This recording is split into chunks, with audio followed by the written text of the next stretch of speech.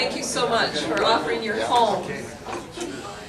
What we would like to do just in the next 20 minutes, we don't have much time for this room. We're in the middle of, thank you Lucinda and Inga for making this possible. Thank you. Safe travels.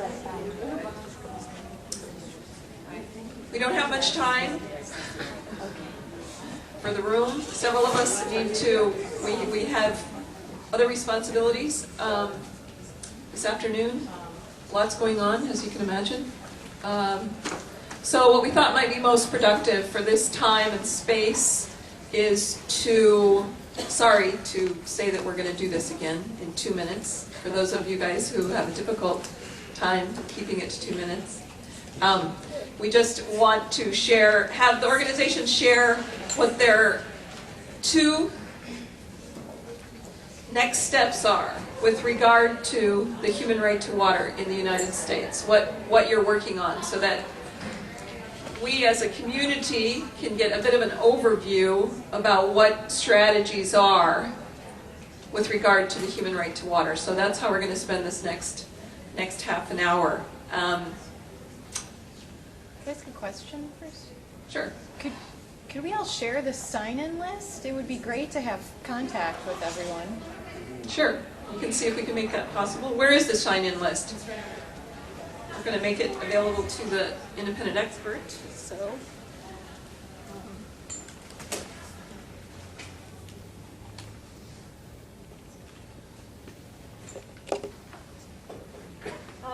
we can share this. Don't let's as organization just automatically put it in our database and start sending everybody emails. That's not what this is for. Okay. Including UUSC. Who would like to start? Jennifer. I know you guys are working on some great stuff on the extractive industries. Do you want to say 2 minutes about what you guys are doing? Because there's a bunch of people in this room that probably don't know what you're doing. Do you mean on oil sands? Okay. Yeah, okay. And if you can just sort of tailor the next 2 things that you need help on, what you're doing, like very briefly. Very briefly, we'll and who you are. Jennifer Colson from Northwestern Ethical Investments in Vancouver. And we will have a public report coming out in mid-November, which benchmarks all the current operating projects in the oil sands. So it has to be a company that has a project actually up and running so that we can actually benchmark them with data. And we are benchmarking them on air data, water data, First Nations consultation and engagement, and biodiversity and land use issues. What we're hoping is that people will take that report and use it and hopefully either join current dialogues or start raising questions within their current dialogues, because it impacts companies like Shell or Devon, which is another U.S. company. So they're not all Canadian companies, but if you hold Canadian companies too, we'd love to know that. So that's kind of the big push right now, is to get that report out the door. Great, thank you. Should we just go around that table, or should we start with? Oh, go ahead. Okay, so I'm Philippe Bélanger, based in Montreal, and the RRSC, we worked on the Pascolama project by Breakout. There is a huge potential open mine pits that will be in a high altitude and with the water scarcity over there, and actually they will be using a large amount of water for them. So we've been asking to the company to actually disclose annually what will be some key indicators regarding the water issue. It's to say what is about the quality and the quantity of water that are being used, and what is the water that's left, and so on. So we've been engaging them for 2 years. Last year, so we tried to show the proposal that was omitted by some legal means and so on. So they'll be on this issue this year and try maybe to see that other mining companies to get to adopt those kind of disclosure rules. So to try to spread the idea Great. of water disclosure usage. Thanks. Anna, did you want to share anything at this point? Well, I represent the Jesuit Conference, and we will be engaging a large agribusiness company on the issues of water sustainability and greater disclosure. And Indira is the Associate Program Manager for ICCR in this area. Did you want to say anything about what you guys are doing? We are doing a whole host of stuff. My most important message probably for those that are around the table that are ICCR members is that if you are working on water actions, that we get that into the database. The more information we have on the database, when we look at information later on in the year, we can really, measure what we've done, what we've asked for, and what we've gotten from the company. So I think that's the most important. So Frank, we're just going around we have just a very short amount of time for this room and for people, so we're just going around so that everyone has an overview of what each other's doing at least. We thought that would be a good way to spend this time. So if you have a minute or two to say what you're doing, what's the next 2 big things that you need help with or would like the water justice movement to know about? I'm working with Christina Herman, and whatever she's doing, that's what I'm doing. Okay, but I don't think Christina's still in the She's room. outside her. Okay, when she steps back in, we'll ask her. And Madam, I don't know, I'm sorry. I love it. My name is Lorena Cuevas. I work at the Reformed Church in America up on the 18th floor. I actually manage employee benefits. Unfortunately, the Reformed Church in America does not have a position any longer that would represent the denomination here at ICCR. So basically my agenda this week has been to listen in, learn, and go back to the various arms of the denomination to really incite some education as well as empowerment as to how they can participate by themselves. So thank you. That's my commitment, and that's what I'm hoping to do. Great. Should we go here, Church World Service, Raja? Just what we're doing is just 2 minutes. What are the next 2 big things that you're doing on water that you would like people to know about and maybe need help on? You might have to speak from here. You have a soft voice also. Mechanics might help. Thank you for help us. The next major step is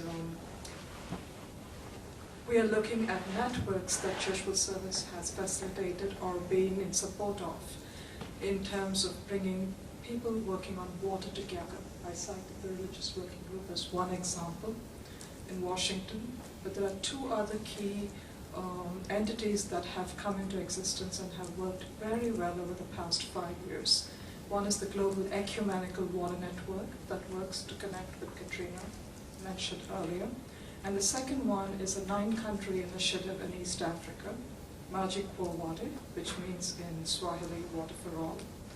And to use the learnings from these networks to be able to bridge some of the gaps we have seen as a development humanitarian agency investing in water over the past at least 50 years, to say where and how can development and advocacy issues come together so that networks henceforth are viewed as assets. Usually assets are tangible assets in development speak, a check dam or a well or anything like that. But how do the experiences of these networks, particularly beginning with Africa, begin to contribute to how we ask development questions and shape 3 of the issues that Katrina referred to in her larger contextual update for us: accountability, transparency, and participation in developing countries where both intergovernmental and transnational corporations play a major role in securing water as a service or as a delivered good to a large majority of those on the margins and the vulnerable. That's our key next step. Yeah, that's no problem. Debbie, and would you mind just sharing with the group some of the challenges around allocations, that it's not necessarily just urban-based water services that we're talking about, that the work of the coalition members are making such advances on or trying? So we in California right now, in addition to human right to water, are also dealing with the fact that we've basically crashed an ecosystem to transport water across the state. And so for us in California, that makes allocation of water a key element in how you get from where we are today to an environment where people actually have the basic water resources they need to survive. And it's interesting, in California, we are governed by the business model. So sadly, even our public agencies, it's why our public agencies are opposing our bill. They operate as businesses, and so even though they're public agencies and technically speaking they answer to their ratepayers, etc., at the end of the day, they're trying to meet their bottom line. And so anything that threatens their bottom line is anathema to their business. And so what we're working on in both the human right to water and in our work on the Delta is a shift from this business model of decision making, which identifies the quote stakeholders and the special interests, and then has a negotiation and ends in a compromise, to shift from that model to a values-based model, where we actually have some community and statewide values that drive our decision making. We might still have negotiations and compromise at the end of the day, but that is within the bigger framework of a set of values that we're trying to meet as a state. Kathy. And so in the context of Think Outside the Bottle here in the U.S., the next big things for us are really working more with governors. So Governor Patterson in New York signed an executive order to end state spending on bottled water. This is something we're taking nationwide across the country. And then for individuals getting involved, 50,000 people have signed the Think Outside the Bottle pledge to opt for tap water over bottled water, and look really specifically challenging Coke, Nestle, and Pepsi to meet particular demands of the campaign, and looking at Coke is the only one of the three yet that hasn't taken a step toward revealing sources and sites of the water that they bottle. So folks can help with that, and we'd love to share more information. Paul Schwartz, Clean Water Action. We want help in two things. One is a place-based campaign where we're fighting stuff out on the ground, and the other is on an intellectual project where we can use your help. The place-based campaign is we're fighting a $3 billion proposal to sewer out Cape Cod at the cost of $70,000 to $90,000 per household, which works for the rich people but not anybody else, and will destroy the Cape ecologically and in other ways, and guarantee that the right for water won't exist for many people. So we need some help there. If anybody has contacts, people, other folks that they know, or can bring energy there. The other is that we think that the intellectual work that's been done on energy and global climate change that has had people think about the global system and the threshold and the precipice we all might cross in terms of crashing the global ecology around climate has not been done on water. And we're holding a conference, a date to be named, where we're going to be thinking about what are the things that are at risk in the global commons and the global tragedy around water. For instance, running out of phosphate by 2050 and not being able to farm because of how we're dealing with the land and sewage and phosphate and nutrients, et cetera. And we're really looking for people who have both social society contacts and real sort of science-based intellectual capacity to come to the table and help us on that equation. Because if we don't get the right metrics that work at all scale from global to the community, we'll be spending a lot of money, investing a lot of money in the wrong direction and possibly causing more harm than good. So we would love help, and if anybody wants to be part of that project, please let me know. Darcy. Maybe I'll just step over here so I don't have my back to anyone. Yeah, sure. Okay. One thing I'm working on right now is the Water for the World Act. Most of you have probably heard about it. It's a fantastic act in many ways because it does really focus on low technology solutions. It focuses the State Department and USAID. We have a problem with one component of it, and we have an organizational sign-on letter that you may have seen by now. Our problem is that there's a best practices assessment that's mandated by the bill, but it's only a best practices assessment for implementing public-private partnerships. And we're concerned with that. We think it should be a best practices assessment for delivering clean water to people. So maybe I can circulate that organizational letter when we all share addresses. If you're interested, great. If not, okay. Let's see. I'm really interested in the idea of helping Katarina to get a meeting here in the U.S. Well, more than a meeting, but to actually have her mission accepted. So if anybody else is, I think we should work on that. I mean, I feel like this is something that we should all be able to jump on board with pretty easily. So let's try to move forward on that. Patricia, are you interested in that as well? Okay, great. Let's do that. And then finally, Patricia, you mentioned something a few months ago in one of the Water and Faith Working Group meetings about European colleagues who had suggested the idea of having a human right to water meeting in the U.S. And I thought that was a fantastic idea, because I feel like the U.S. has really been putting the brakes on all the human right to water UN resolutions. I mean, at the World Water Forum, the U.S. was responsible for removing the human right to water language from the ministerial statement. And I think it's time to hold DC specifically accountable for those choices. So I think the idea that you had mentioned, not sure where it originated, but I thought it was great, and I would love to help get on board with that. So if anybody else is interested in that as well, let's talk about it. I mean, it could even be maybe around World Water Day in March. I would propose DC, because then we could use it as a tool for lobbying locally as well, but just to put that on the table. Thank you. Christine, I wanted to be sure we sort of skipped over the missionary oblates. Frank didn't want to say anything, so what we're doing is, without your participation, we're saying what the two important things that we're doing with relation to the human right to water and what we might need help on from our colleagues in other organizations. Well, I guess our primary engagement right now is with Coca-Cola. We're in this dialogue with them, and I took over the lead in that in March. So it's a collective effort within ICCR. There are a number of groups that have been really strategizing on this quite closely, and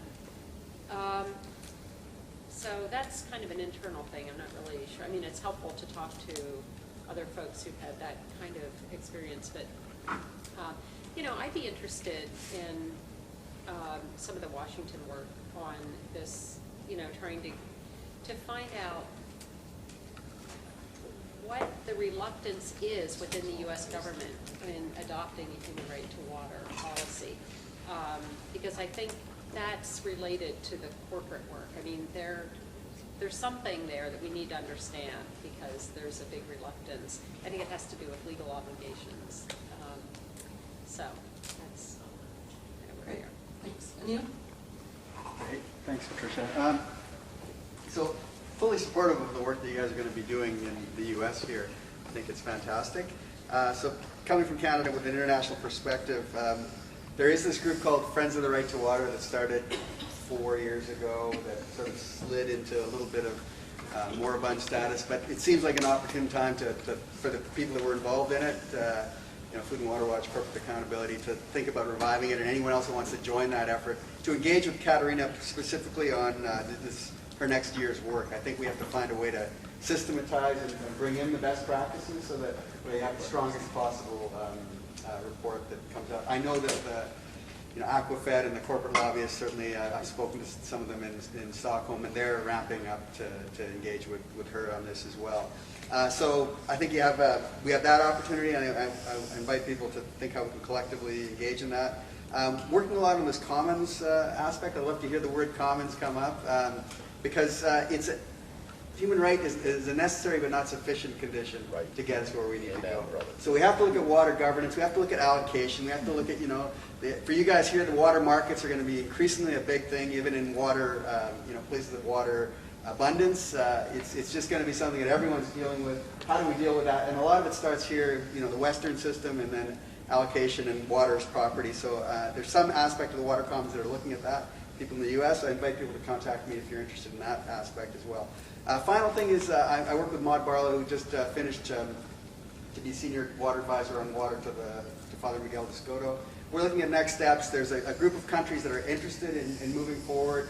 We're going to meet with the G77 in the next little while, the new chair of the G77. We've got opportunities with Europe. There's going to be sympathetic leadership at the EU level with some countries that have already recognized the human right to water. So I think that all of us can collectively, again, at that level, look at how do we get the GA to do more, and also at the level of Europe and other multi-state platforms. Great, thanks. Ashley, is there anything that... Dave? Oh, Dave, you want to add something to Food and Water Watch? Okay. Can I just add? Okay, great. Food and Water Watch, I am called Senior Representative. That means I'm like an ambassador. And so last week I was at the Association for the Advancement of Sustainable Campuses, and been there several years tabling and buttonholing. They're looking, among other things, at what campuses do in light of sustainability. And I typically talk about take back the tap. A part of the Food and Water Watch's effort to get colleges and universities see as part of sustainability how they use water, especially drinking water. It's been very successful, and it's going forward, and schools have adopted that. Another thing that I do is work with a number of other NGOs, like the Africa Faith and Justice Network, and the Religious Working Group on Water, and now advisor to World Watch, on their efforts to look at Africa and food production. 70% of world water use is in agriculture. At least 60% of the world's farmers are women. So how do you look at gender, food, and agriculture? And the water piece in that is rather significant. So I'm hoping to get to FAO in November to kind of lift that right to water piece up higher on their agenda. Great, thank you. Ashley. Ashley Hamilton from Share in Vancouver. We engage Canadian companies. Most of the Canadian public companies are mining oil and gas, and so I'm not working on water currently, but I would really like to take this notion of human right to water to oil and mining companies in Canada. So I need help on that, because often water is the primary source of community conflict in those industries. And the second notion, which again I have no capacity, but if there were funding for it would be fascinating, is that pension funds are starting to directly own water utilities as an asset class, just like real estate and just like their equity markets. And so I think there would be some fascinating work to be done on what is it to be a responsible investor as a direct owner of water infrastructure and sanitation. Great. Madam, and I'm sorry I don't know you.